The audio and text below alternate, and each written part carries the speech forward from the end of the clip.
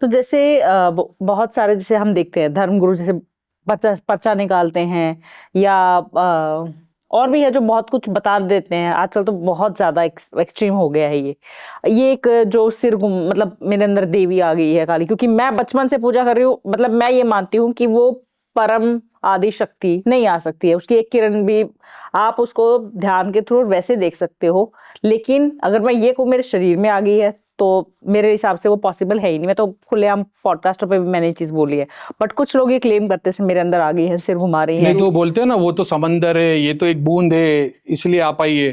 तो ये कितना सच है, इस पे आप बताएंगे कि जो एक तो मुझे ये जानना है कि जैसे जब जैसे कोई पर्चा निकाल रहा है या कोई आपके बारे में बता दे रहा है कि ये है ऐसे ऐसे है, तो उनका कौन है, उनके ऊपर कौन है? ये कोई योगिनी है, पिशाचनी है, या कोई अप्सरा है? और जो ये बोलते हैं मेरे माता आ गई है, वो क्या है? मैं नहीं चाहता आपके चैनल पे कुछ बात है, लेकिन ये कई बार मैंने बोल चुका है। बागेश्वर धाम, उनके एक वीडियो में वो बता रहे हमने आज तक हनुमान जी की एक पूंछ का बाल भी नहीं देखा। बिल्कुल। जी।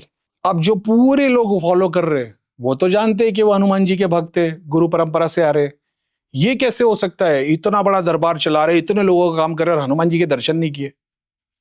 उन्होंने झूठ नहीं बोला, उन्होंने बहुत सत्य बात बोली है। मैंने कई बार इस सब्जेक्ट को एक्सप्लेन किया है कि गुरु परंपरा की सिद्धि वालों को क्या मिलता है, देवता दर्शन देते, सिद्धि दर्शन करती, क्या वो साक्षात भगवान है? तो उन्हें उस तरीके से बताया कि साक्षात भगवान, ज्ञान विद्या अलग है, महाविद्या विद्या के परे है। तो क्या सब वही सरस्वती का स्वरूप नहीं है क्या? उसमें से एक स्वरूप आप है जिसके अंदर वो नॉलेज है। एक बुक जो हमारे टेबल पे रखी है, ये जिस लाइब्रेरी, बहुत सारी लाइब्रेरी में होगी, एक प्रिंटिंग प्रेस में होगी लाखों की तादाद में, ये सारा मीडिया इंटरनेट पे अवेलेबल है। तो वो ज्ञान हर जगह एग्जिस्ट करता है। आप बोलते पूरा का पूरा मेरे अंदर है, तब प्रॉब्लम हो जाती है। अब तो लोग ये भी बोलते हैं अरे वो तो इतनी बड़ी शक्ति है, वो समंदर है, वो तो अंदर आ ही नहीं सकती, वो तो बूंद समात आते हैं, तो नहीं तो शरीर फट जाएगा। तो मैंने वही पहले वाले में भी यही बोला, ऐसा बताओ ना कहीं पे कृष्ण ने अर्जुन के सामने कितने आर्मी वालों में कितनों के शरीर फट गए थे, विराट स्वरूप जो दिखाए। राम जी ने जब लड़ रहे थे रावण के साथ में, पूरी आर्मी खड़ी थी, किसका शरीर फट गया? तो अभी ये बोलने की बात है। तो हाँ, देवी देवता आते कि नहीं, अब वही बात हो गई कि उनको जो आप देवी देवता बोल रहे हो वो देवी देवता है क्या? स्क्रिप्चर्स में देवी देवता बताए गए नाम के साथ, योगिनी बताई गई है, गंधर्वास बताए गए, दानव राक्षस सब बताए हुए। अब अपना इंडिया का हिंदू कल्चर ऐसा है ना कि सबको भगवान बना देते हैं। तकलीफ की बात वो है।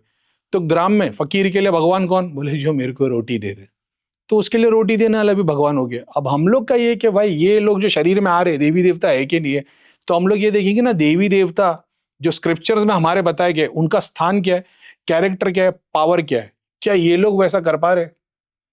कि ये कौन से देवी देवता है कि आते साथ खाना मांगते, इनको इतना सारा खाना दो, भोग दो? तो क्या ऐसे देवी देवता है जो भोग? देवी देवता तो लेन देन वाले ही होते हैं भाई, वो तो ले दे के काम करते, गिव एंड टेक वाला रिलेशनशिप है, ऐसा नहीं है। लेकिन अब वही है ना, बागेश्वर धाम लाखों की भीड़ है, सब ये सोच रहे हनुमान जी बैठे, अब वो लेडीज लोग बैठे सर घुमा रहे, पेन में, अपनी तकलीफों में, लेकिन हनुमान जी बैठे कि जब ये नंबर आएगा इधर बैठेगी तब मैं इलाज करूंगा। नहीं, वो पर मैंने तो उनकी वो भी देखा ना, उनकी वीडियोस में सिद्धियां शक्तियां होती है धाम की, दरबार की। मैं बोल रहा हूं ना, आप एक्सपेक्ट ये कर रहे हनुमान जी बैठे हुए, भगवान है, उस समंदर की एक बूंद है, तो सिर्फ वहीं क्यों है, आपके घर में क्यों नहीं है? सब जगह पे है ना।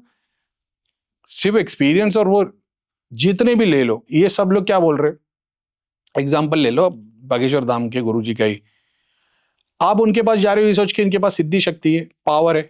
इन्होंने ऐसा क्या काम किया कि पावर उनको मिले? साधना की, तुम नहीं कर सकते क्या?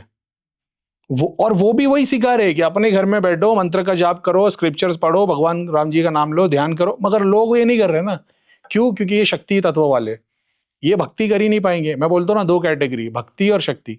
भक्ति वाले को बोलो राम जी का नाम लेना है, स्क्रिप्चर्स पढ़ना, जाप करना, नहीं करना नहीं, जल्दी रिजल्ट चाहिए, होना ही नहीं है उनसे, होना ही नहीं है। ये शक्ति तत्व वाले, बैड कर्मास वाले, पहले से दोषा पूरा बर्डन लेके आए, ये नहीं होने वाला जाप इनसे भाई। इनके लिए गुरु का आशीर्वाद लगेगा तब जाके कुछ बत्ती जलेगी, क्योंकि ये उस टाइप के लोग हैं, सबसे फायदा लेना देना किसी को नहीं है। ये वैसी चीज है।